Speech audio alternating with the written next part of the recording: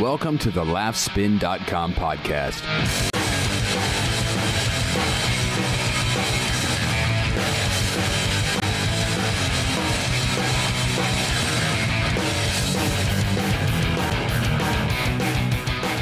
Hey guys, what's up? It's Dylan Gadino, founder and editor-in-chief of Laughspin.com. Welcome to yet another special edition of the Laughspin Podcast. It's a special edition. Why?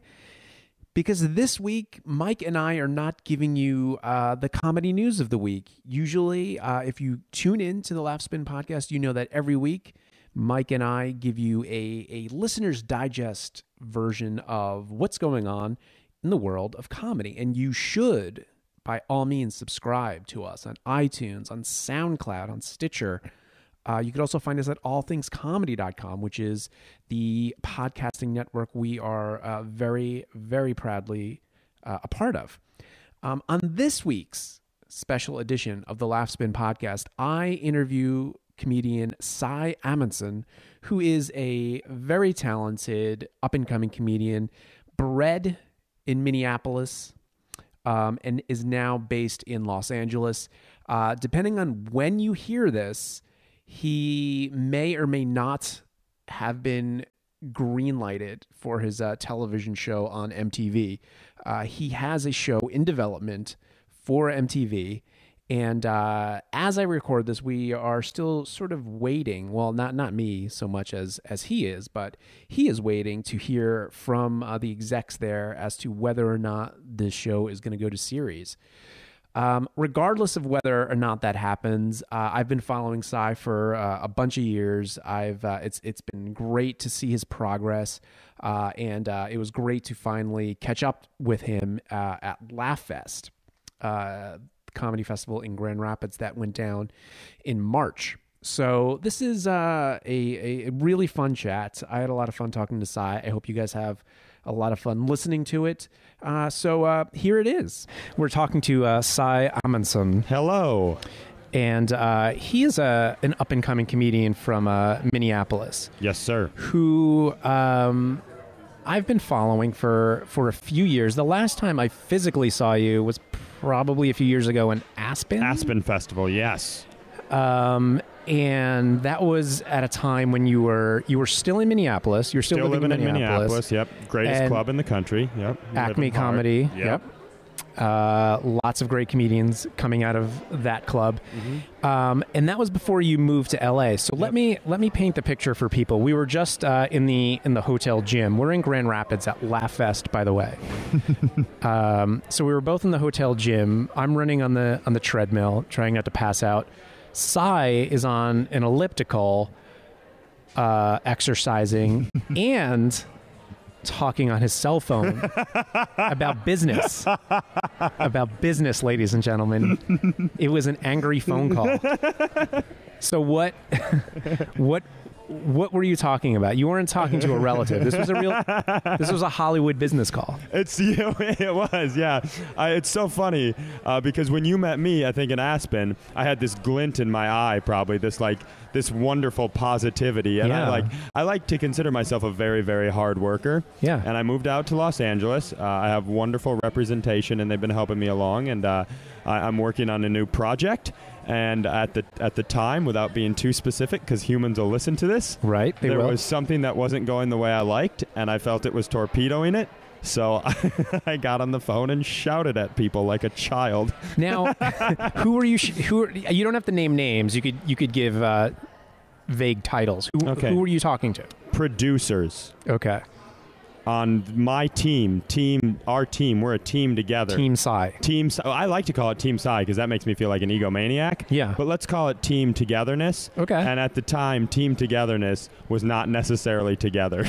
They were coming apart. They were coming apart. So, yeah, that's what I like to do. Get in a gym, get on the phone so everybody thinks I'm a maniac. Just running and scolding at the same time. So nobody's like, yeah, we're going to move over. We don't want to fucking be next to that guy. He's most people probably thought I wasn't even on the phone. I'm just like one of those crazy people who fakes phone calls so I look important. I just kept saying the words Dr. Hollywood over and over. So you can't divulge any information. I would do I want to? Oh my God, yeah. I want to tell you a lot of really funny things. Yeah. But no, I shouldn't. I'm fortunate to be working with a lot of wonderful. I can tell you about the project if you're interested. Yeah. In that. Oh, absolutely. I was fortunate enough. My writing partner, who is actually also my best friend in the world, Joel Hoekstra, who's a Minneapolis-based guy as well. We, with the help of my beautiful and talented manager and a wonderful production company, the Jay and Tony Show, sold a pilot to MTV. Okay. And it was this. The idea of it was kind of a satire of a generation of people. It's kind of poking fun of the famous for no reason Kardashian type families. Right. That's the idea that it is at heart. And so that's the project. We sold it to MTV and filmed a pilot, and we're kind of in the process right now of waiting to find out if it goes to series. And so there's a lot of things at play. There's a lot of angry phone calls that need to be made. There's a lot of fun phone calls too, but there's a couple angry ones. And there's another guy. It's been a crazy process because we wrote one of the parts. I play the lead, and then one of the co-leads is Mike Winfield, who's here, Mikey Winfield, who's one of my best friends in comedy, and is Dave Winfield's son. Dave Winfield, yeah, not quite as much of a Homer Ball guy, but that's a New York and Minnesota reference. That's nice. Big Dave. He looks like Dave, but that might just be because I think most black people are similar looking. Yeah, but they really are. Yeah, they are, like, for sure. I mean, but most white people are. Like, if you get the same sort of white person, like you and I, not similar looking. No. You've got, the darker, shorter, Jewisher thing going on. Yeah. I've got You look like a Viking. A Viking. I was going to say the words anti-Jew just because I look so different, but that's anti-Jew can mean a very different thing. You look like you might have relatives that were decidedly anti-Jew. Yes, yeah, no. Or like somebody who was anti-Jew was like, keep that family around. My brother Greg is like 6'8", long blonde hair, and is jacked. Like, he's like blue eyes. He's just he looks like me and the sun had a baby. He's a big, beautiful human being. Right. And not unlike yourself, Cy. Not unlike myself. How tall are you? 6'4", which is great because everybody in Hollywood's a 1.5 tall. Yeah, we'd love to put you in that, but you see, that guy is 12.5 inches tall, so you would look like My Giant. We can, if you want to do something with Billy Crystal, we can redo My Giant. But yeah, my manager always says that my brother Greg is like Hitler's wet dream, and I think that's funny / offensive / really funny. So yeah. I went into I had a meeting, and I'm the worst at meetings on earth. I went into one, and it was right after a Jewish holiday, and it was Jew year, Rosh Hashanah. Is that it? Is that Jew year? I'm not Jewish. You're not Jewish. I'm not Jewish. You could have fooled me. Despite, I once interviewed Patrice O'Neill on video, and he accused me of being Jewish for 20 minutes. 20 minutes straight. He accused me as if it would be a bad thing. Like, when you told me you weren't Jewish, I was like, shut up, you are Jewish. No, I mean, and it's not a bad thing. I love the Jewish faith. Despite the fact that I'm 5'7.5" and look like a Jew and have hair like a Jew, I'm Italian. I'm 100% Italian. Oh, cool. I'm fine with that. Good. I'm glad. So you're terrible at meetings. Why? Oh no. I just I don't know. I always say what's in my brain. But I walked in. It was the day after Jew year, and Rosh Hashanah, I believe. Sure. And I made a joke about that, and the three other people in the room, they were like, oh, that's kind of funny. And so I kept going, and I started to talk about the only thing I knew about the Jewish faith is what I learned from that episode of Saved by the Bell when Zach pretends to be Jewish and skips school to go to a Dodger game and then gets busted. And I made a bunch of jokes, and two of them loved it. One of them so unhappy with me that they're like, nah, this guy's got to go. But that's what I do. 2 out of the 3 in a room. If there's 3 people in a room, 2 of them are going to love me, and 1 of them are going to want to draw X's over my eyeballs on a picture. But who are these people? I mean, again, no names, but I mean, they were just executives at a network. Yeah. Executives at a network. God, you really are a douchebag. Here's the thing. I will tell you, all I want to do is quit comedy and just write a book about everybody I've met. But if you write it, they'd be like, oh, you can't be a part of this town anymore. How long have you been in LA now? A year and a half. A year and a half. And how old are you? I'm 28. Okay. God. loving it, just killing it. You really are. Living hard. I'm actually, I will, in all seriousness, I hate the town of Los Angeles with every fucking bit of passion in my heart. Yeah. I love Minneapolis. My friends and family are there. But I like the work aspect of Los Angeles, and I live north of the city, and I like the shows, and I like the opportunities presented, and I'm pretty fortunate to have, honestly, one of the best managers I think a human being could ask for, and I get put in a lot of good situations, and then I pretend to work hard. Now, how do you have like a crew in LA, or do you kind of keep to yourself? I know you don't drink at all. I'm not a drinker. No drinking, no drugs, nothing like that. And today I learned you don't even drink coffee. No. Yeah, I'm not like a fucking weirdo or anything. I'm a control freak. Yeah. I also I don't know, you just there's Mike Winfield. Hey, Mike. Hey, I'm talking on this thing. Are you going to get food? Yeah. I am going to get food. Say hello. Hey, I'm Mikey Winfield. Hello, world. An exclusive drop-in by Mike E. Winfield. How you doing, sir? This is Dylan. Hey, Mike. Dylan, this is Michael. Terrific. All right, I'm gonna. Are you going over to Stella's? Yes. I'm really bombing the interview right now, so I'm gonna come to see you there, and then we're gonna watch that thing. Oh yeah, you know what? This is what I was gonna tell you. The competition is sneaking up on us right now. Why not? If Mike's gonna talk, you should give him the mic then. Yeah, the competition's coming up, man, and we should go quickly because we're running out of time. This is important to me, so I'm going to take as much time as I'd like. But we will. You go eat, and then we'll meet back here. Jesus Christ. I have no idea what just happened. It's a wonderful... You can edit all that out, right? Yeah, sure. That's funny, though, because you just asked me who my crew of people are. Yeah. It's basically Mike. I don't know, like, moving out, that's the one thing I will say about Los Angeles is, like, there are comedians I like and I get along really well with. You know, Gerard Carmichael. Sure. Sean O'Connor, Andy Haynes, Beth Stelling, who's here.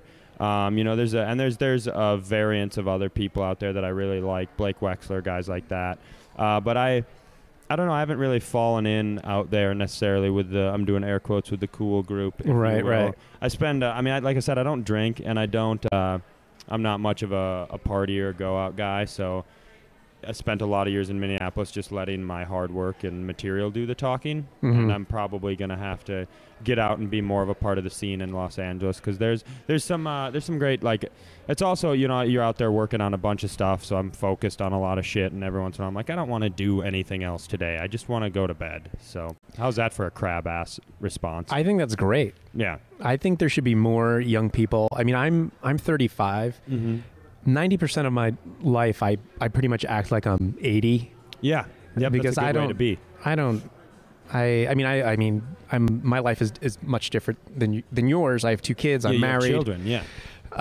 So I generally just want to be left alone. Yeah, I hear that. I want to sleep.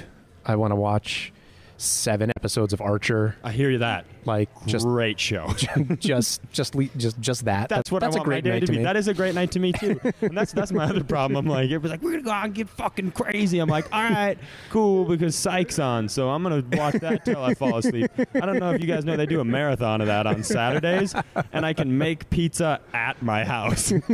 But like, there are those guys, and I think there's that group of, like, I think Sean and Andy are great examples. I think Gerard, Sean Patton. There's a lot of guys I know who, like, I think that level of work ethic exists right now with a lot of guys of my range and group and age and stuff like that. But yeah, I mean, I don't know. That was my dad. He's like, oh, you want to be a comedian? Well, you better treat it like a fucking job. Yeah. And so that's what I've tried to do. But I hope to, now that I'm out there full time, I'd like to be more involved in the scene and stuff like that. Yeah. So. Start doing some blow. Yeah, I'm probably not going to... Do you mean like homeless guys? Yeah. Like blow yeah. homeless guys? Yes. Yeah, no, I started that. I've got good. I have a Tumblr. It's called Homeless Cock, /Tumblr, /Wednesday night. It's only on Wednesdays. And I get into it. That's I get good. deep into it. I hope you use a dental dam. I don't. That's the funny thing. Nice. I'm not. I don't think you can get AIDS by swallowing. Could this be going more? My family's going to listen to this. They're going to be like, "Did you say AIDS? Did you say AIDS by swallowing? Is that a thing that came out of your face?" So one of the good things about what I do is I enjoy when, we cover, before Laughspin, it was called Punchline Magazine. Yes, I remember. Anybody who doesn't know that. So back in 2005, that launched. So it's always nice when I'm able to write about somebody and then watch them kind of grow. Yes. I've seen that with W. Kamau Bell, who we've been covering for years. Hassan Minhaj. Yep, he's a buddy of mine. That's another one of my is a super nice guy and a guy that we've have talked about throughout the years, and he's kicking ass. And you're another guy. I don't know how long ago it was at this point, but to see on Conan. Yeah, I mean that was. Dude, I can remember. Nice. I tell that to people all the time. I remember there was I was coming up at Acme, and I've been really, really, really lucky to be put in continually wonderful situations. The owner of Acme is an amazing man. To do the Aspen Festival, Montreal, to meet my manager, I'm very fortunate. I think a lot more fortunate than most. And but I remember when you were still Punchline Magazine, and I was just a local open micer, and I was coming up, and you had they did Rooftop. You remember Rooftop Comedy did their picks of the week, and you picked one of my jokes and said something very nice about it. Right. And there was this that's weird, but there was this wonderful as a just coming up in town, and Rooftop was really hitting at that point. Everybody in Minneapolis was like, "Oh, do you see?" It was almost like everybody perked up a little bit, and then it was this cool little piece of recognition early on that actually helped me a great deal. Yeah, and it's been awesome to have the continued support of you guys throughout the years. It's been, not to sound hokey or cheesy, but it's always something I've really appreciated. I appreciate that. I feel like we're all whether you're a comedian or whether you're covering the comedy world, I feel like we're all very sensitive people who who need constant reinforcement. Everyone needs to be told that they're nice and wonderful all the time. I mean, no one gets up on stage to grab laughter because they're totally secure with themselves. Right. I'm really confident and happy about everything. Let me climb on stage and have people laugh at me to get reinforced. No, that's a good thing, and I like. I mean, the names you keep mentioning. There are a lot of really good. Hassan's such a good dude. Like Winfield, the guy you just met. There's a lot of really great guys in comedy right now, and it's nice to see fun stuff happening for him. Hassan with that philosophy show is really, really. It's. I'm super excited for him. I come off like a real jackass a lot of the time, but I do. I'm very excited for a lot of people that I like.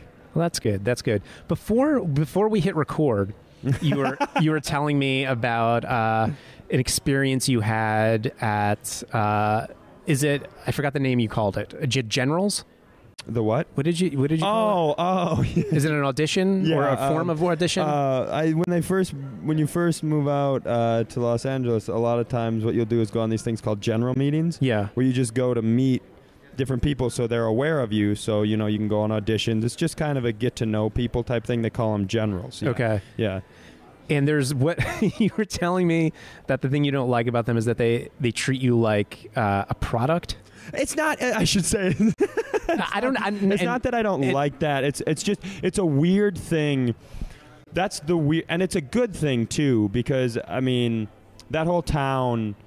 We comics, whether we like it or not, artists. You are a product. Yeah. You're if somebody goes to see you at a show. Unfortunately, whether we like it or not, we're a product. We're something people are paying for. We're worth a certain amount. Some of us are worth more than other ones for certain reasons, whether it's accreditation, whether it's abilities, whether it's exposure, like how you look, how you act, how you and that's the thing. Like Winfield and I, Winfield, black guy, big afro, me, looking like I look. There's just. We're all put into different categories, and when you go into generals, a lot of times they will make it very clear what type of person you are. Right. But I do like going to them. It's a lot of fun. I like it because I get to go in and just say whatever I want at all times, and that can half backfire and half be the most fun of all time. Right. Yeah. So I went into E once, and they asked me what I thought about their programming. And I got to tell them, and it was there was two chicks, and one of them laughed really, really, really hard, and one of them hated me so much because I might have spent like 7 minutes doing my Khloe Kardashian impression, which is just like me trying to talk like Beast from Beauty and the Beast. And it was fun. So I like it. I like that you can just not give a fuck and everybody has to still listen to you while you're in that room. Do you go to these meetings with your manager, I assume? I have. I mean, when I first went out, the first time through, like before I even moved out to LA, when I was coming out, she went on a number of them with me to the networks, which was kind of actually a nice thing. I don't know if that's common or not, but it was a nice thing to kind of ease me into the process. But after that, it happened a little bit. It was, by yourself, which I like. I'm not a great actor and I'm not a great comic, but I can sure sit in a room and make people sort of like me. Because I'd imagine that they would have to prep you so as not to insult. Yeah, see, that's the wonderful thing that my manager never, she's like, yeah, say whatever the fuck you want. I don't care. She's like, talk about whatever. I was in there for like an hour and I talked about cream cheese and how much I hated a certain group of people from my hometown. Mm-hmm. And I won't tell you what group because I don't want anybody to write letters. But can this group of people write letters? Blacks, Mexicans, and Asians. So they can't write letters. No, it was none of them. It was a company, a specific company. Oh, okay. But yeah, so you just get to say whatever the fuck you want. It's kind of like doing this. Yeah. And then you deal with the repercussions later. Right. Yeah. Right. The other thing I should mention is we're hours away from you performing in a competition here in Grand Rapids. Yes. Where you can win $10,000. Yeah. So let's say you win $10,000. Where's that money going? That would. I just did taxes, so unfortunately, I know that right now in my life, if I win $10,000, it would change everything. Like, that's not a good realization to have as a 28-year-old man. I mean, I realize I'm not. Like, 28 is still establishing yourself in theory. Sure. But at 28, I don't think when you were 14, you're like, man, when I'm 28, if I would be just so lucky to win $10,000, that would change my life. But it'd be a nice, some bills would get paid off. Yeah. I've got a toothache I should probably deal with. Have you an issue with my car that needs to happen. Do you have health insurance? I don't, but here's the awesome thing. I think I'm getting into SAG-AFTRA, which I found out you have to pay to get into that. Okay. The Actors Guild Union, whatever that shit is. But I was like, oh, so you have to pay. I don't want to do that. And then I found out that part of the reason you pay is because you get health insurance, which was like the greatest day of my life. I almost threw a fucking parade. No more frontier medicine? No more like, oh, you're sick? Okay, well, just do some hoping. Head on over to Wikipedia and fucking do some research and then pray. So you if you win the 10,000, that's it? Just bills, taxes? No, I'm an idiot. I'll buy something fun. Like, I'll buy something that I absolutely shouldn't for fun. Like, I don't know what I'll do. That's the problem. I will allocate a certain amount to a couple bills. Right. And then I will buy something stupid. I can't not. I can't, like, I'll be like, did I just spend $300 on Cadbury eggs? Like, people, I have a tendency to. I'm pretty good with money, with, like, one exception where everybody will be like, did you need the same shirt that many times? It's a funny shirt. It's funny. You need 9 of them? Well, yeah. I lose shirts constantly. So I don't know. I don't know. Maybe I'll buy something electronic, maybe a new TV.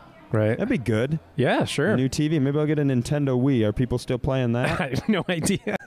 I stopped playing video games at Tecmo Super Bowl, Sega Genesis. Tecmo Super Bowl is the greatest video game. I don't play video games either because I'm fucking cool. But I'm just kidding, everybody. I'm not kidding. But my buddy Steve Gillespie, who's also here at the festival, right. You met him. Yeah. He was really drunk last night, making a fool out of himself, and now he's sleeping today because of that. He and his brother still have an original Nintendo with Super Tecmo Bowl. Oh, on wow. it. And so every once in a while, because he'll be on the road with me from time to time, if we're anywhere near where his brother lives, his brother will come to the shows, bring the Tecmo Bowl, and it'll just be us. And like we were maniacal too. Like most hotel rooms, it can't hook up because it's a connector from the 80s. But so there was one, we were in Bloomington, Indiana, and the only place in the hotel we could hook it up was the workout room, this little room with 3 treadmills and a bike. Right. So it's just the 3 of us in there playing Tecmo all day. Like people walk into the workout and they're like, all right, well, this isn't for me. I came into the wrong room.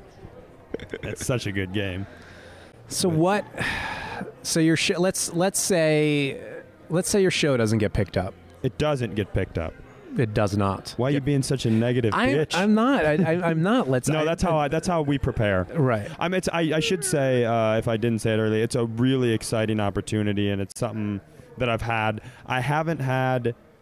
Filming it was the most fun I've had in my professional life. Even the thought of being able to do that 12 times is a crazy emotion to even think about. But that's what my writing partner and I, Winfield, who's in it, he's positivity all the time. Like, man, it's going to series. You're like, shut up. Why do you think that? It's a feeling. It's not a feeling. You just stop being so positive. What we do is we low expectations, high reward. We expect that it won't go. Right. And if it does, we get really excited. And if not, we're already busting our ass on the 3 next things that we want to do. You know? I cut you off before you asked the question. No, that's basically it. I wanted to get some insight into how how you deal with. It's weird. My dad, actually, who knows nothing of stand-up or acting, gave me the greatest advice anybody's ever given me about this business. He was like, and he's the one who told me to treat it like a job and everything, so it's not a surprise that he had this insight, but he goes, because I had like a rough span of time where I was hating everything about stand-up and blah, blah, blah, and I was like, maybe I shouldn't do this. And he was like, the thing I've noticed, he goes, I don't know anything about it, but I've been around comics that and I've been around some actors that and he goes, when your friend Eric, one of my best friends, he has a hardwood flooring company, he installs floors and staircases. He goes, he has shitty days at work. He does, like really shitty days. But when it's over, it's not that doesn't affect him anymore, but he transitions into other parts of his life. It still bothers him, but he goes home and he's a father and a husband and he's a friend and he's in a softball league and he's like, he has interests, he likes movies, he works at home, he has hobbies. So his point was when his days are shitty, it bothers him, but he goes, actors and comedians, there's so much passion involved with your profession that a lot of people, their life is directly connected to that passion. And so when it goes shitty, not only is their job shitty, their life is shitty. And he's like, so you got to figure out, he goes, I know that you have to be passionate, but he goes, you have to figure out a balance where you're able to treat it as work a little bit. Right. And when things go shitty, understand that you just had a shitty day at work rather than it being an indictment of your life. Right. And still keep other priorities like your relationships and your hobbies and your other things atop. And I that's a hard thing to do.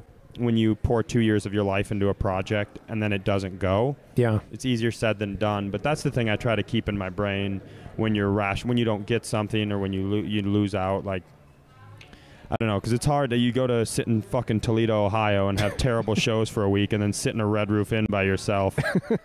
If you can't step back and be like, well, that was just a bad day at work, you're probably going to be in some trouble. Yeah. That and just like always working really hard on the next thing. That's I always heard that about Swartzen, who's from my town and who we all look up to. Oh, that's right. He's like when he came up through our club and some other places in town, and you always hear like by the time his first show is going to production, he's in the room pitching his next show, and like I think that's a great attitude to carry forward. Very wise advice for what it's worth. From Cy's dad. Cy's dad, yep. But you never thought a guy with a red mustache would be able to lay that on you, did you? But he did. Go to Cy'sDad.com for more life advice. Go to Cy'sDad.com, which oddly enough has nothing to do with my father. It's another Tumblr. Also about homeless people. Cy, it's been great chatting with you. Yeah. I'm glad to see you're doing so well. Thank you. I do, like I said it before, but I greatly appreciate how awesome you guys have been to me, and I'm going to keep working hard, so hopefully you can keep being awesome. Because I like you guys, and you in particular. Aww. I don't know. I don't want to pretend I give a shit about the rest of the people that you're involved with. You personally, I enjoy. Well, I appreciate that. Good luck tonight and good luck with everything else, Cy. Yeah, thank you very much, dude. Absolutely. And there you have it, ladies and gentlemen, my interview with comedian Cy Amundson. Hope you enjoyed it as much as I enjoy talking to Cy. Remember, guys, visit us at laughspin.com every single day, many times a day, to get your dose of comedy news, reviews, editorials, audio, videos. It's all there. Get there. And, of course, please subscribe to us on iTunes at the Laughspin Podcast. Not only iTunes, but Stitcher and SoundCloud. And listen to us on allthingscomedy.com. We're all over the place. That's it for this week. We will get back to you next week with the news. See you guys.